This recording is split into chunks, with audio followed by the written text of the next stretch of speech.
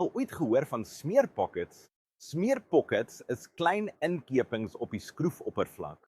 Ons het baie navorsing gedoen oor hoe die beste oppervlak van 'n loodskroef moet lyk. Die ideale skroefoppervlak is effensholwend, net 'n paar mikron. Waarom is dit die geval? Want in hierdie inkepings word die smering gestoor. Daarom noem ons hulle smeerpockets. En dit bevoordeel jou produk werklik baie. Waarom is dit so? Al ooit gehoor van die stick-slip effek? Die kleef-gly-effek vind plaas wanneer die smeermiddel tussen die moer en skroefoppervlak uitgepers word en dan word hierdie twee oppervlaktes koud aan mekaar geswys. En dis die absolute nagmerrie vir jou produk. Stel jou voor jy neem twee glaasplate en druk hulle teen mekaar sodat enige vloeistof tussenin uitgepers word.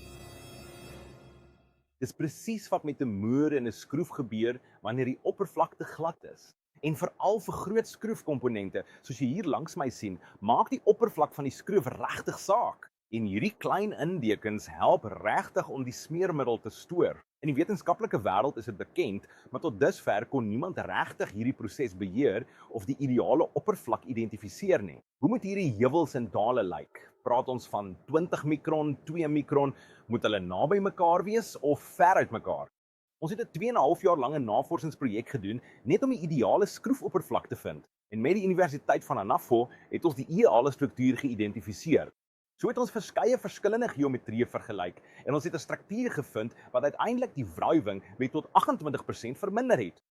En dit is regtig 'n keerpunt vir jou, want hierdie vermindering in wrywing vertaal direk in 'n langer leeftyd.